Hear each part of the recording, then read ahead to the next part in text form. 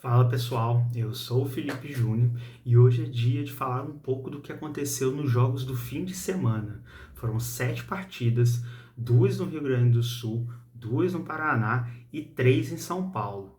Mas antes de começar, não se esqueçam de se inscrever no canal, curtir o vídeo, comentar o que vocês acharam da partida e espalhar para todo mundo que vocês conhecem.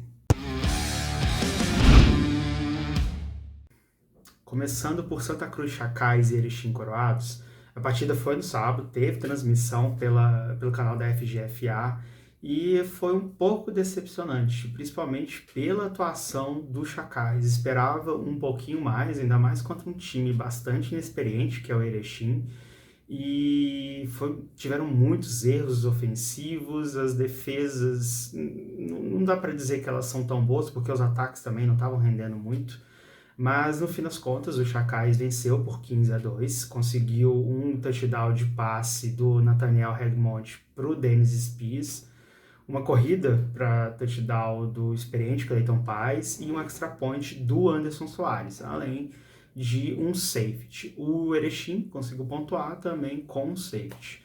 Bom, agora é ver se o Chacais vai conseguir evoluir, porque tem algumas peças boas, mas no geral foi bem decepcionante. Foi um jogo bem, assim, resumidamente, bem chato de assistir por causa da quantidade excessiva de erros, de faltas, mas vamos esperar que os times evoluam para as próximas rodadas.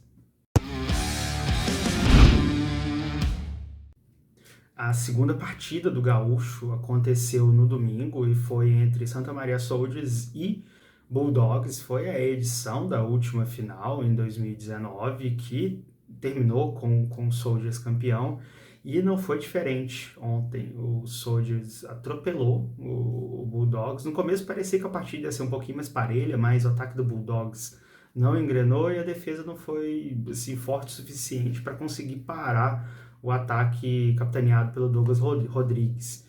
E eu esperava mais do Bulldogs. O Bulldogs tem se reforçado bastante, trouxe bons nomes, mas como conjunto ainda não mostrou, principalmente contra os Soldiers, né? É fácil mostrar isso contra outros times menores, mas quando você chega nos Soldiers e não mostra é complicado. Bom, o Soldiers conseguiu 42 pontos, foi 42-0. Foram 4 passes do Douglas Rodrigues, que conseguiu bater a marca de 100 touchdowns passados no Santa Maria Soldiers, tá? Foram 2 passes para o Luiz Becker, um para o Augusto Knape e outro para o Charles Teisen. O Charles, se eu não me engano, ele era do São Paulo Storm alguns anos atrás e é reforço para essa temporada. Também teve um touchdown do interminável Marlon Limana, tá aí já há muito tempo também. Uma pick six do Casley Barreto, que, se não me engano, era do Corinthians Steamrollers, foi revelado lá. E 6 extra points do infalível, do senhor automático lá do Rio Grande do Sul, Fabrício Santana. O Soldiers continua, né? O Soldiers sendo Soldiers, dominando, não dando chance ofensivamente e nem defensivamente para os seus adversários no Rio Grande do Sul. Eu esperava que o Bulldogs seria o grande adversário, então acho que vamos ver se Pumpkins pode fazer alguma coisa, mas Soldiers caminhando para mais um título.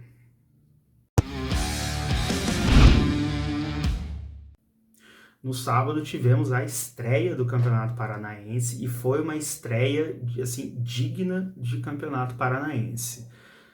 Maringá Pirates e Londrina Bristol Becks, nome difícil, se enfrentaram. O primeiro de uma série de jogos entre os dois e deu Maringá Pirates por 30-27. O Maringá Pirates abriu uma larga vantagem, abriu 24-7. O Londrina foi lá, empatou o jogo e no finalzinho o Maringá conseguiu garantir a vitória. Foram do lado do Maringá, foram 3 passes para touchdown do experiente Bruno Miyazaki, um para o Mauro Triches, outro para o Eduardo Abraão e um para o Matheus Rodrigues. O touchdown do Eduardo Abraão foi muito bonito, foi na transmissão ele deu uma travada exatamente nesse momento, mas foi um touchdown muito bonito, uma jogada bem longa. E foram 3 extra points e 3 field goals acertados pelo kicker Henrique Brito. Foi fundamental na partida. O Londrina pontuou com o retorno de punch do João Emílio Moreira, uma pick six do Pablo Fuentes River, adorei esse nome, dois TDs corridos, um do Thiago Tonelli e outro do Leandro Munhoz, e três extra points de três kickers diferentes, do João Emílio, do Kainan Beraldo e do Yuri Vigiliato. O Vigiliato é o que, assim, ao longo da história, o maior pontuador do time e quarterback também. Lembrando que esses dados são todos retirados da súmula, então eu tomei em dúvida se esses três extra points foram de três pessoas diferentes. Não é impossível, mas pode acontecer. E agora é esperar a próxima partida entre os dois. Se o Maringá Pares vencer, o Pares já está nos playoffs. Se o Londrina vencer, vamos ter um terceiro jogo para decidir quem que vai avançar no Paranaense.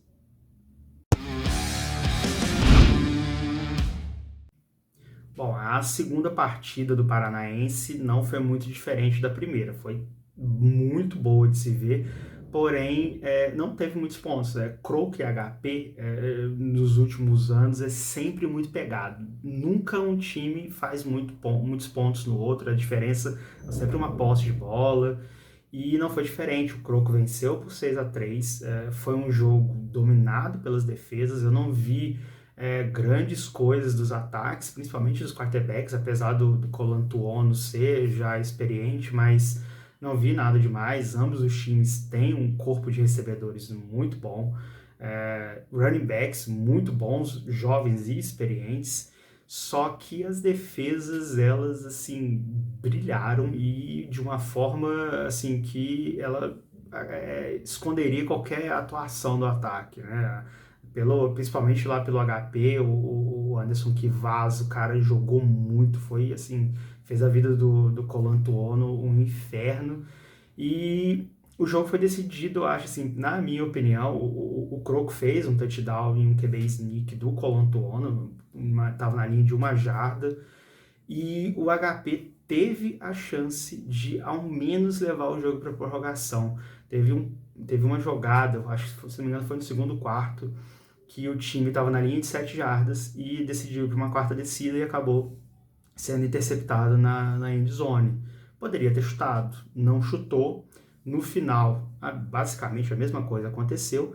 Chutou, o Lucas Wozniak acertou um field goal e ficou 6-3. Se tivesse chutado lá no primeiro, teria ficado 6-6. Acho que foi aí uma decisão, não sei se foi questão de confiança no kicker, né, se o time estava realmente confiante, mas foi por pouco. E agora vamos ver aí os próximos jogos desses dois. As defesas estão em dia, agora vamos ver se os ataques começam a brilhar um pouquinho mais, né?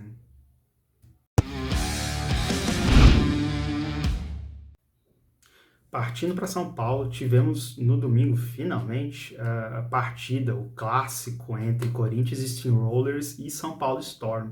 A partida aconteceu 8 horas da manhã, bem cedinho, eu acordei, era 10 horas, o jogo já estava nos minutos finais, vi o compacto hoje, e foi um jogo dominado pelo Corinthians. O time tem melhores peças, é um time que está mais organizado no momento, e conseguiu se impor ofensivamente e defensivamente. Para vocês terem ideia, foram 3 interceptações do Corinthians, sendo que 2 foram do João Henrique Moreira, o gelado. O Storm também teve uma interceptação. E o Corinthians pontuou 2 vezes em passes do Matheus Torres, uma para o Léo Freitas e outra para o Alex Vergara. E o Matheus também correu para um terceiro touchdown. E a pontuação foi finalizada com uma conversão do Emerson Martins e 2 extra points.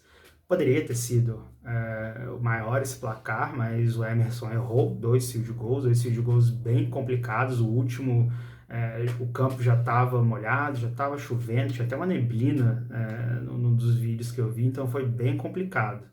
Mas Corinthians era favorito, apostava nisso.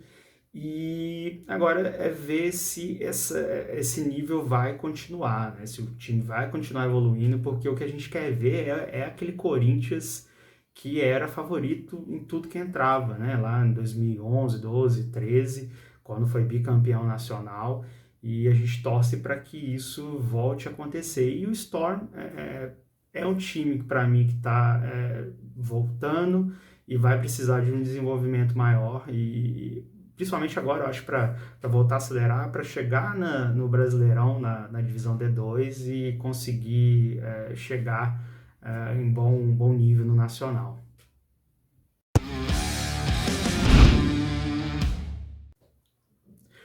Ainda pela SPFL Série Diamante, tivemos no último jogo do dia, foi entre Celta Guardians e Spartans.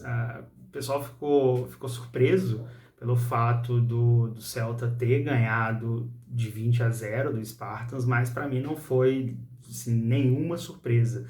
O Guardians é um dos times que estão evoluindo muito no estado de São Paulo, tá quietinho ali, comendo pelas beiradas. Foi campeão da Série Ouro em 2019 de forma invicta, tem um elenco com muitas peças boas, tem uma comissão técnica muito empenhada, um time que busca recursos para trazer o melhor para os jogadores.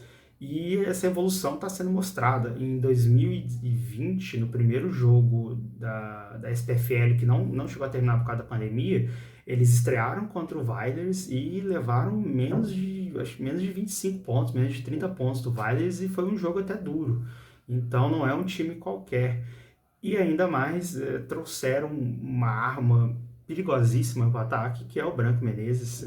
Assim, preciso falar muito do Branco. O Branco é um jogador que todo mundo sabe que é muito difícil de enfrentar, ainda mais na chuva.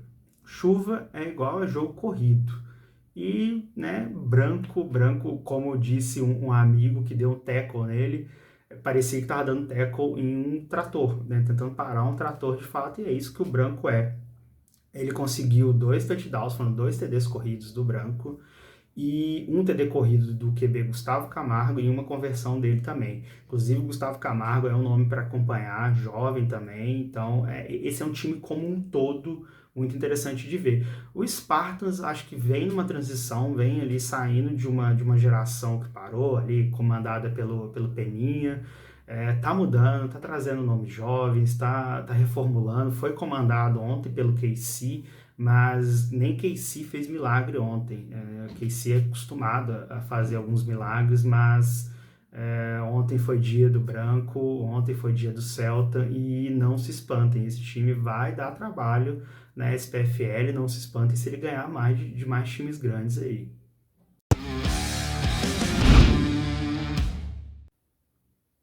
Para finalizar, tivemos ontem também pela SPFL Série Ouro, a partida entre Mauá Vikings e São Bernardo Avengers.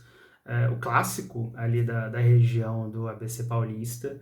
E, bom, deu Avengers, o time de São Bernardo começou pior. O Vikings é um time que aparentemente evoluiu, era um time muito recreativo nos últimos anos, né? Não parecia ser um time sério e já deu para perceber alguma evolução. Fizeram clínica recentemente com coaches do T-Rex, com Rafa da Cruz, com o Gordo. É um time que está querendo dar um passo além e deu para ver um pouquinho disso no primeiro quarto, quando o time abriu vantagem, né? Começou ali ganhando com um touchdown de passe.